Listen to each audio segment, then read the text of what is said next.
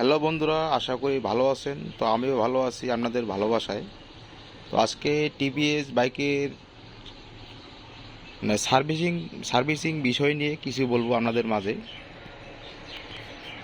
একটু দেখার চেষ্টা করবেন, আপনাদের কাজে লাগবে বিষয়গুলো আপনি দেখাচ্ছি, আপনি দেখবেন কী কী বিষয় আপনার গাড়ির কাজ করবেন এবং কী কী কী কী বিষয় কাজ করলে আপনার গাড়ি ভালো চলবে, তেলের মাইলেজ ভালো পাবেন, গাড়ি চালাইতে মজা পাবেন এবং কি গাড়ির যে ভালো পারফরমেন্স, এই পারফরমেন্সটা আপনি ভালো পাবেন।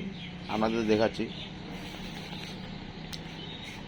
প্রথমেই দেখাচ্ছি যে আপনার গাড়ির ক্লাস ক্লাস কেবল, ব্রেক কেবল, অ্যাক্সিলারেটর কেবল, এই কেবলগুলোর বিষয়ে বলতেছি আমি। যে বাইকার ভাই কেবলটা চেঞ্জ করেন নাই, এই যে দেখুন ইনি একটা লাট লাগিয়ে দিয়ে এভাবে চালাইতেছেন, এভাবে চালা যাবে না, আপনার কেবলটা চেঞ্জ করা লাগবে। অনেক সময় দেখা যাচ্ছে আপনার যে নাটটা লাগিয়েছে, এই লাটটার কোনো গ্যারান্টি নেই ভাই, এই লাটের কোনো গ্যারান্টি নেই।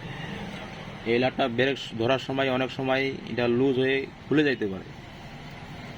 তাই আমি একটা কথাই বলবো যে এই ব্রেক কেবল বিষয় নিয়ে আমাদের বলতেছি একটা কথাই, যদি কোনো আপনার ব্রেক কেবলের সমস্যা হয় আপনি চেঞ্জ করে নেবেন, নতুন লাগিয়ে নেবেন, তাহলে আপনার এই ব্রেকের যে কন্ট্রোল ক্ষমতাটা ভালো থাকবে।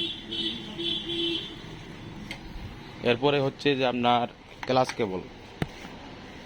কেবল অনেক সময় জাম হয়ে যায়, জাম হওয়ার কারণে আপনার গিয়ার ঠিকমতো পড়বে না এবং কি আপনার গিয়ার দেওয়ার পরেও গাড়িটা কিছুক্ষণ ধাক্কা মারে, গিয়ার দিবেন সাথে সাথে একটু ধাক্কা মারবে। তো এই কেবলগুলা আপনারা ওয়াশ করে নেবেন, ওয়াশ করে নিলে এই সমস্যাগুলো হবে না এবং কি আপনার কেবলগুলা বহুদিন লাস্টিং করবে।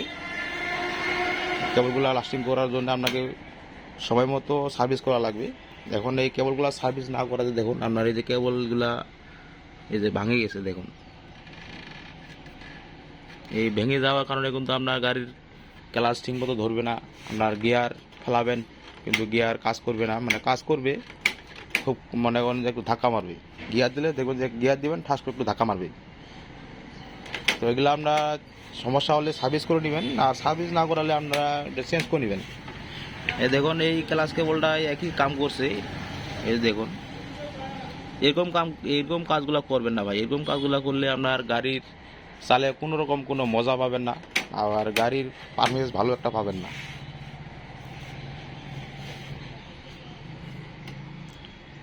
এরপরে বলবো আপনার ব্যাটারির বিষয় নিয়ে।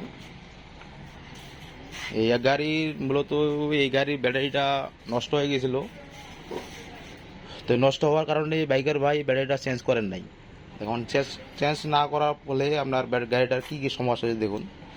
এই যে হাইড্রোজেন কয়েলটা আছে, কয়েলটা এই ব্যাটারিটার কারণে নষ্ট হয়ে গেছে। আমার অভিজ্ঞতায় বলতেছি, ব্যাটারিটার কারণে এই হাইড্রোজেন কয়েলটা শর্ট হয়ে গেছে, কারেন্ট একেবারেই কম, কারেন্ট একবারে নাই বলাই চলে। দেখুন এই কারেন্টে গাড়ি স্টার্ট হবে না, যদিও গাড়িটা স্টার্ট হয় তো বন্ধ করবেন, বন্ধ করার পরে গাড়িটা আর স্টার্ট নিবে না। অনেক সময় হট করে দেখা যাচ্ছে স্টার্ট নিবে, কিন্তু কিছুক্ষণ পরে দেখবেন আর স্টার্ট নিবে না। তো যদি আপনার ব্যাটারি যদি নষ্ট হয়ে যায়, ব্যাটারিটা অবশ্যই চেঞ্জ করে নেবেন, যেহেতু আপনার গাড়ি চালানো লাগবেই।